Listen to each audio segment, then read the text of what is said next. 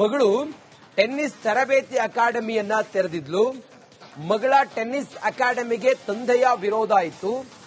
ಮಗಳ ಆದಾಯದಿಂದಲೇ ನಿನ್ನ ಜೀವನ ನಡೀತಾ ಇದೆ. ಸ್ಥಳೀಯರ ಕುಹಕದಿಂದ ಆಕ್ರೋಶಗೊಂಡಿದ್ದ ಅಪ್ಪ ನೋಡಿ, ಮಗಳು ಟೆನ್ನಿಸ್ ಅಕಾಡೆಮಿಯನ್ನ ತೆರೆದಿದ್ಲು, ಅದರಿಂದ ಒಳ್ಳೆ ಆದಾಯವೂ ಬರ್ತಾ ಇತ್ತು. ಇದರಿಂದಾಗಿ ಸ್ಥಳೀಯರು ಏನ್ ಹೇಳ್ತಾ ಇದ್ರು, ತನ್ನ ಅಕ್ಕಪಕ್ಕದ ಮನೆಯವರು, ತನ್ನ ಕುಟುಂಬದವರೆಲ್ಲ ಹೇಳ್ತಾ ಇದ್ರು, ಮಗಳ ಆದಾಯದಿಂದ ನಿನ್ ಜೀವನ ನಡೀತಾ ಇದೆ ಅಂತೇಳಿ ಕುಹಕ ಮಾಡ್ತಾ ಇದ್ರು. ಬೇರೆಯವರ ಮಾತು ಕೇಳ್ಕೊಂಡು ಈತ ತನ್ನ ಮಗಳನ್ನ ಕೊಂದಾಕಿದ್ದಾನೆ. ಪುತ್ರಿಯ ಚಾರಿತ್ರ್ಯದ ಬಗ್ಗೆಯೂ ಕೂಡ ಕೆಲವರು ಟೀಕೆ ಮಾಡಿದ್ರು ಅನ್ನುವ ಆರೋಪ. ಇದರಿಂದ ಕುಪಿತಗೊಂಡಂತಹ ತಂದೆ ಮಗಳನ್ನ ಹೇಗ್ ಮನಸ್ಸು ಬಂತು ಆತನಿಗೆ, ಮಗಳನ್ನ ಗುಂಡಿಕ್ಕಿ ಕೊಂದಿರುವಂತಹ ಪ್ರಕರಣ ಇದು.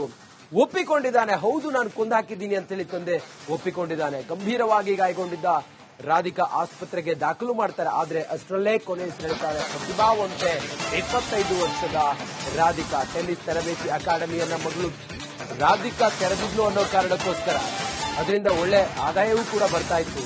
ಇದರಿಂದಾಗಿ ಆಕೆ ತನ್ನ ಕಾಲ ಮೇಲೆ ತಾನು ನಿಂತ್ಕೊಂಡಿದ್ಲು, ತನ್ನ ಕುಟುಂಬವನ್ನ ಅವಳು ನೋಡ್ತಾ ಇದ್ಲು. ಸ್ಥಳೀಯರೆಲ್ಲ ಹೇಳ್ತಾ ಇದ್ರು, ಮಗಳ ಆದಾಯದಿಂದ ನೀನು ಬದುಕ್ತಾ ಇದೆಯಾ ಅಂತೇಳಿ ಸ್ಥಳೀಯರೆಲ್ಲ ಹೇಳ್ತಾ ಇದ್ರು.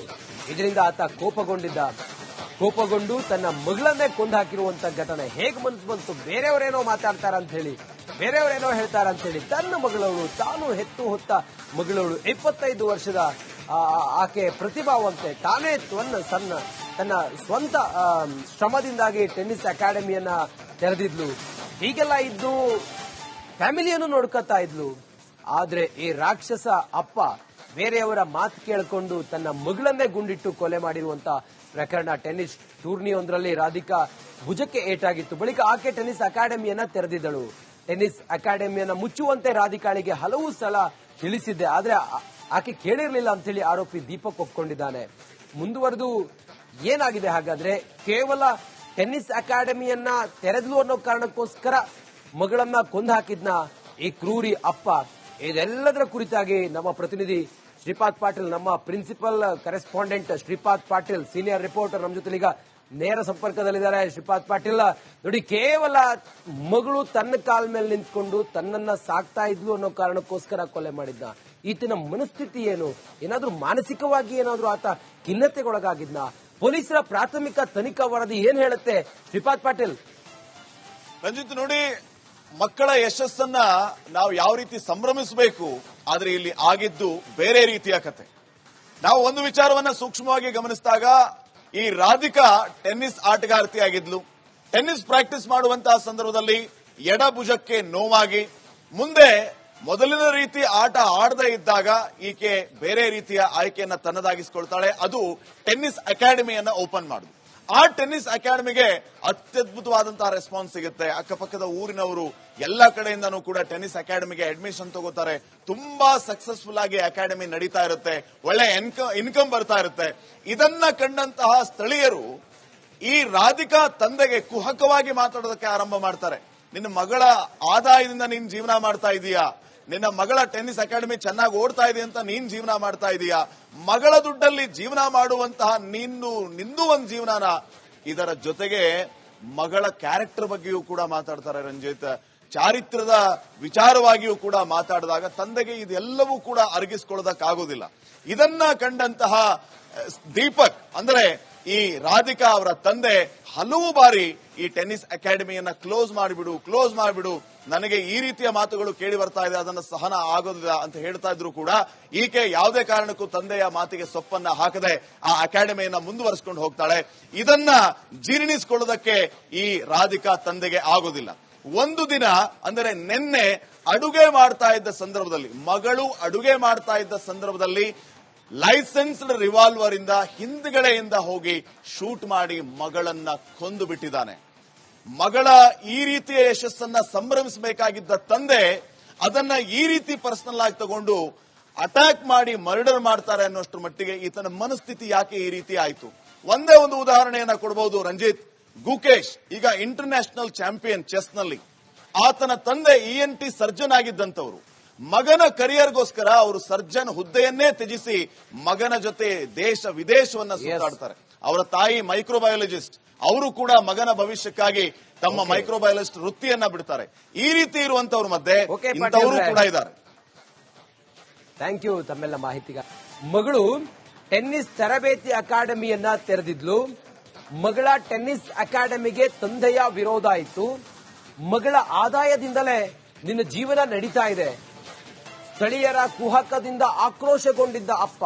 ನೋಡಿ, ಮಗಳು ಟೆನ್ನಿಸ್ ಅಕಾಡೆಮಿಯನ್ನ ತೆರೆದಿದ್ಲು, ಅದರಿಂದ ಒಳ್ಳೆ ಆದಾಯವೂ ಬರ್ತಾ ಇತ್ತು. ಇದರಿಂದಾಗಿ ಸ್ಥಳೀಯರು ಏನ್ ಹೇಳ್ತಾ ಇದ್ರು, ತನ್ನ ಅಕ್ಕಪಕ್ಕದ ಮನೆಯವರು, ತನ್ನ ಕುಟುಂಬದವರೆಲ್ಲ ಹೇಳ್ತಾ ಇದ್ರು, ಮಗಳ ಆದಾಯದಿಂದ ನಿನ್ ಜೀವನ ನಡೀತಾ ಇದೆ ಅಂತೇಳಿ ಕುಹಕ ಮಾಡ್ತಾ ಇದ್ರು. ಬೇರೆಯವರ ಮಾತು ಕೇಳ್ಕೊಂಡು ಈತ ತನ್ನ ಮಗಳನ್ನ ಕೊಂದಾಕಿದ್ದಾನೆ. ಪುತ್ರಿಯ ಚಾರಿತ್ರ್ಯದ ಬಗ್ಗೆಯೂ ಕೂಡ ಕೆಲವರು ಟೀಕೆ ಮಾಡಿದ್ರು ಅನ್ನುವ ಆರೋಪ.